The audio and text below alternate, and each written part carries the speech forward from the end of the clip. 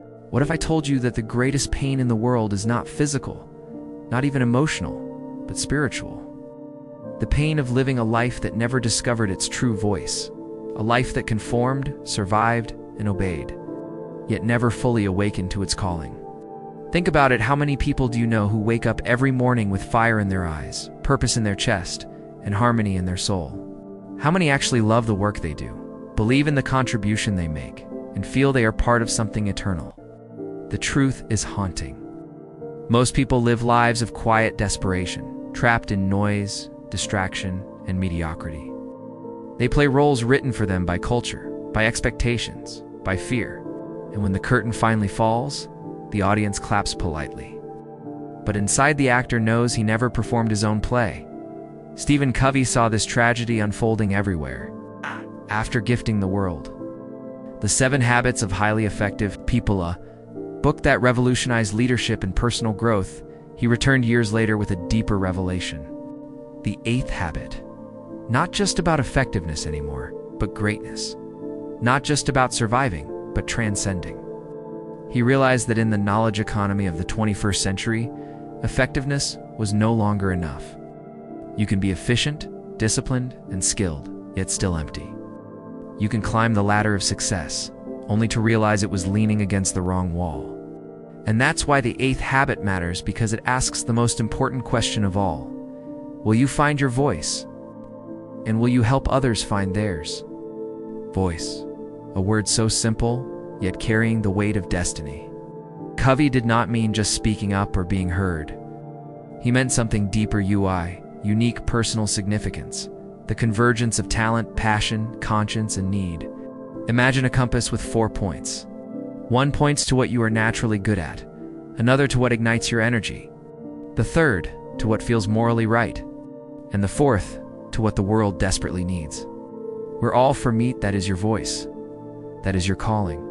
But most people never arrive there. Why? Because they get lost in the noise. Noise of endless tasks, meaningless competition, shallow entertainment, pressure to fit in, to earn more, to move faster. The world praises efficiency, but rarely asks about meaning. We applaud those who make millions, but seldom stop to ask if they made a difference. Covey's message cuts through like a blade. You are not a machine, not a role, not just an employee or a consumer. You are a unique, unrepeatable soul with a mission. And until you discover that voice, no achievement, no title, no possession will fill the void. He tells us a story. Imagine Michelangelo standing before a giant block of marble. Someone asks him what he sees. Replies, "I see an angel trapped inside, and I must set it free." That is what it means to find your voice. Your angel is already there, buried beneath stone layers of fear, doubt, habits, and conditioning. The world may see just a block of cold rock, but you must see the angel. And then, with chisel in hand, cut away everything that is not you. The 8th habit is not just personal, it is also collective. Because once you find your voice, the question shifts. Will you inspire others to find theirs? Leadership is no longer about command and control, no longer about managing people as if they were cogs in a machine. Leadership in the 21st century is about unleashing human potential. Machines can be managed. People must be led. You do not hire a person's hands, you hire their heart, their mind, their imagination. And when you fail to awaken that, you steal not only from them, but from the world.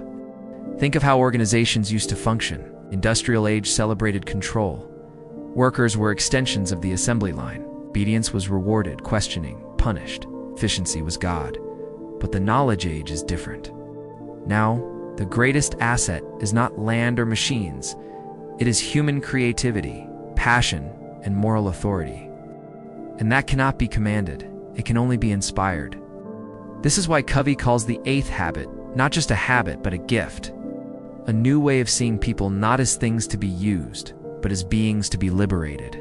And yet, liberation always requires courage. Finding your voice is not comfortable. Demands you confront your fears, step away from conformity, risk failure, and stand for something. Covey reminds us. All greatness begins with pain. Pain is the signal that something must change, pain says. This life, this work, this silence is not who you are meant to be. Pain is not your enemy, is your mentor. The real enemy is numbness. When you stop feeling, when you silence that ache in your soul, you are already half dead. So where do we begin? Covey maps it clearly. To find your voice, you must first tap into the four intelligences that make us human. Physical intelligence, the ability to care for and discipline your body. Mental intelligence, the power to learn, think, and imagine. Emotional intelligence, the capacity to connect, empathize, and trust. And spiritual intelligence, the highest of all, the sense of meaning, integrity, and contribution. All four must be awakened, balanced, and aligned. Ignore one, and you live in fragments. Honor them all, and you find wholeness.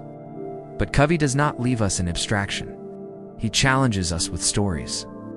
He speaks of leaders who inspired nations not by power, but by voice. Gandhi, who held no official title, yet his voice shook an empire. Martin Luther King Jr., who carried no weapons, yet his voice carried millions. Mother Teresa, who owned almost nothing, yet her voice softened the hardest hearts. Their secret, they found their voice, and they gave it away. They lived not for themselves, but for a cause greater than themselves. And this is where the book pierces deepest. Because the question is not just, what is my voice? But, what will I do with it? Selfish life, no matter how talented, shrinks into insignificance. A life that empowers others becomes immortal. Covey calls this the highest form of leadership, to see the worth in people until they see it in themselves. To believe in their potential before they believe in it. To call forth the angel inside their marble. That is how leaders are born and how legacies are written. But let us not romanticize it. The path is hard. Finding your voice means facing resistance from within and without. The within resists with fear, procrastination, doubt. The without resists with critics, systems, and traditions that demand you stay small. History is filled with voices that were silenced, sometimes by violence, sometimes by ridicule, sometimes by neglect. But silence is never permanent. Truth once found echoes beyond time. That is why Covey insists that the greatest leaders are also the greatest listeners. They listen first to conscience, then to others, then to life itself. In a noisy world, listening becomes an act of rebellion, a discipline of wisdom.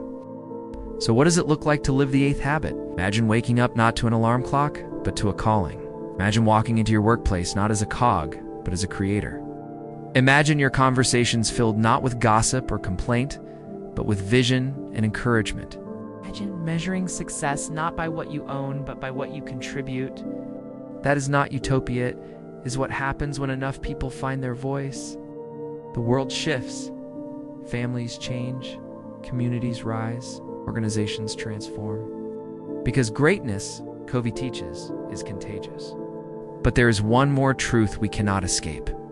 The eighth habit is not a one-time discovery yet, it is a daily choice. Every day you are tempted to live small, to trade your voice for approval, to silence it for comfort.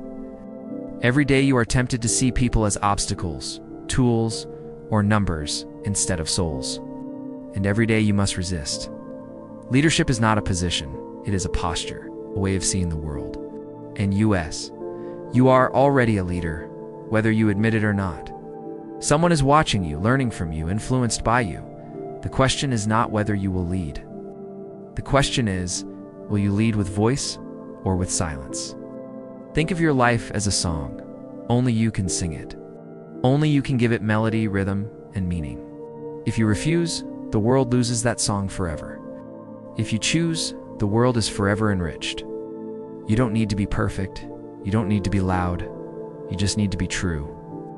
For when one person finds their voice, it gives permission for countless others to find theirs. That is the ripple effect.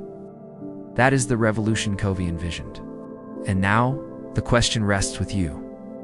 Will you continue drifting, letting culture dictate your script, letting fear hold your chisel?